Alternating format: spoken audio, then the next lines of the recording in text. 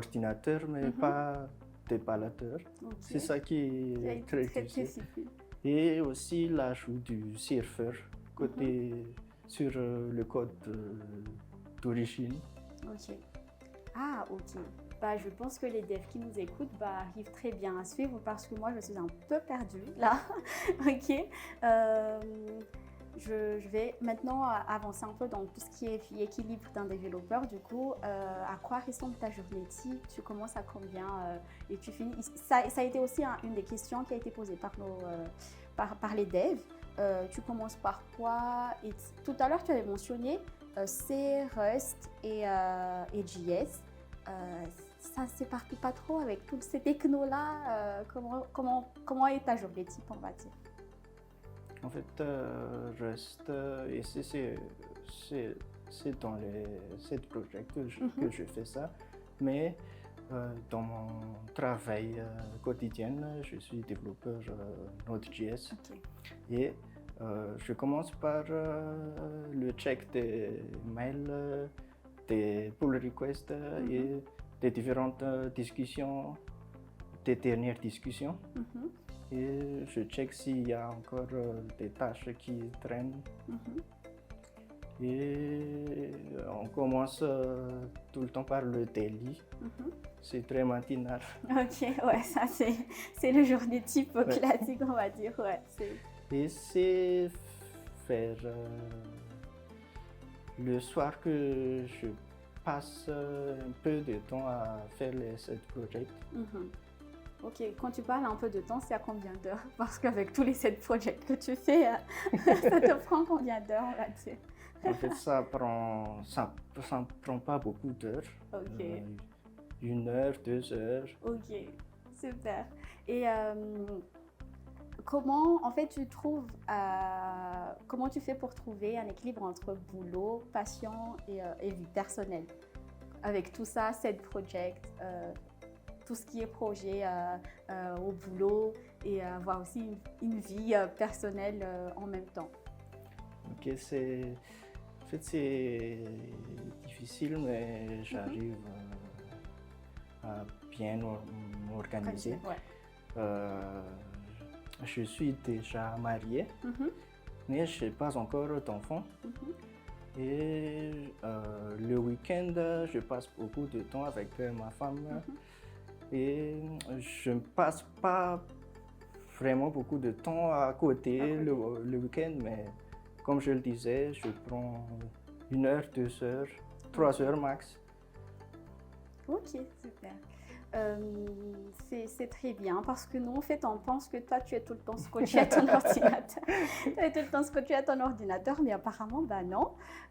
Et dans une monde comme le nôtre, la tech, du coup, ça évolue vraiment. Là, on vulgarise l'IA, ça devient un peu chelou, mais bon, en gros, ça évolue beaucoup le domaine de la tech. Et comment tu fais pour te mettre à jour, on va dire? Est-ce que tu as des astuces? Est-ce que tu utilises, je ne sais pas, des logiciels de mise? Je ne sais pas, mais comment tu arrives à suivre toute l'évolution de la tech en général? Oui, c'est très difficile de suivre l'évolution, mais moi j'ai une approche que je pratique depuis longtemps. En fait, je n'essaie pas de tout suivre, mais je fais, comme je disais, je fais des petits side projects à côté, et c'est à travers ces side projects que j'expérimente les nouvelles techno. D'accord. Et je fais les comparaisons. Ok. Et j'essaie de me mettre à jour tout le temps. Ok, si je résume un peu, c'est-à-dire qu'il y a donc on va dire, il y a une nouvelle technologie et toi, tu l'étudies en même temps tu fais le set project et tu assimiles, Ouais. Ok, c'est une façon vraiment originale, on va dire, d'apprendre. Parce que nous, d'habitude, même si on était à l'école, c'était tout le temps, tu apprends tout d'abord, après tu pratiques.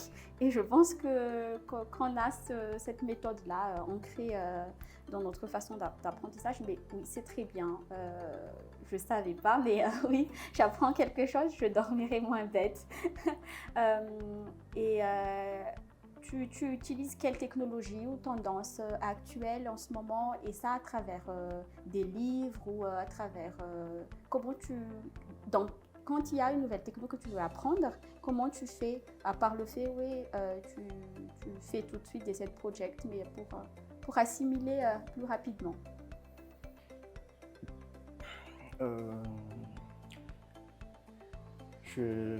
En fait, je cherche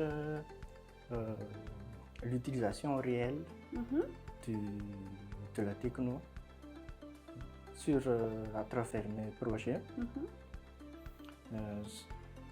C'est pas important de tout maîtriser en une seule fois, mais il faut juste avoir quelque chose qui marche et on étudie petit à petit. On améliore, on réitère. Ok. Je propose maintenant qu'on passe à la question de nos auditeurs du coup. Ce sont des questions posées par plusieurs d'entre vous, que ce soit sur Facebook, LinkedIn, mail aussi, des WhatsApp de l'entreprise. On commence tout de suite par la question de Noura qui dit que, selon certaines informations que j'ai entendues, des grandes entreprises comme Google auraient souhaité vous recruter, mais vous aurez décliné. Pourriez-vous partager les raisons qui ont motivé votre décision?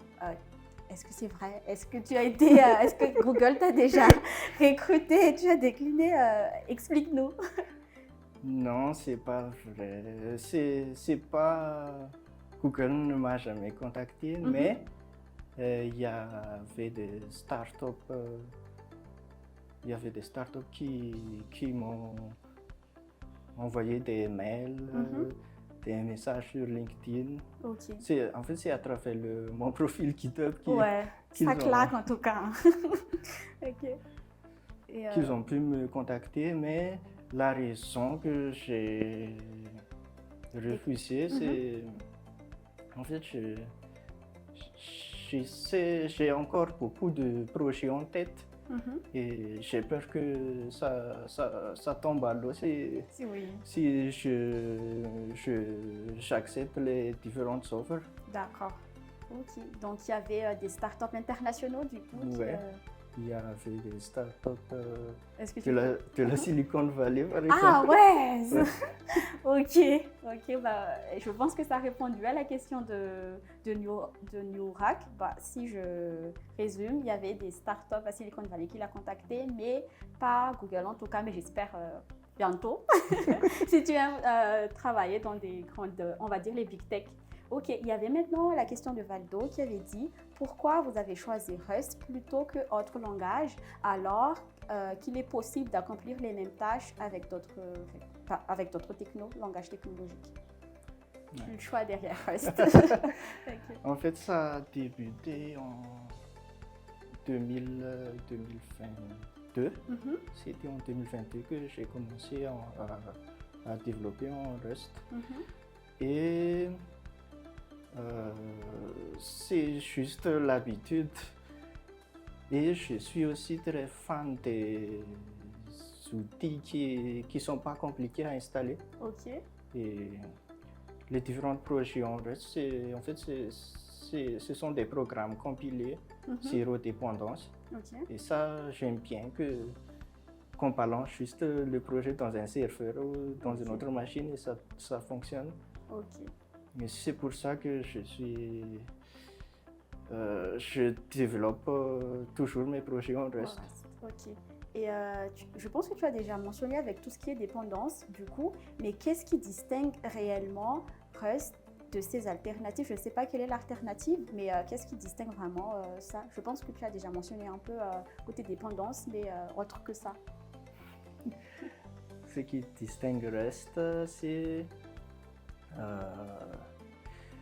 en fait, c'est l'apprentissage, ça prend beaucoup de temps, mais après, ça devient naturel. Et côté langage, Il y a beaucoup de différents avis sur Internet et sur les forums. C'est très hypé, je veux dire. Mais pour moi, je me sens toujours à l'aise à programmer en reste. C'est pour ça que j'utilise toujours ce langage. Ok. Il y avait aussi la question de Lucas qui est un peu fun. La vraie question, c'est combien d'heures par jour tu dors? Parce que tu as les 7 projets. Combien d'heures par jour donc tu dors? Non, j'essaie de dormir 8 heures par jour. Ok.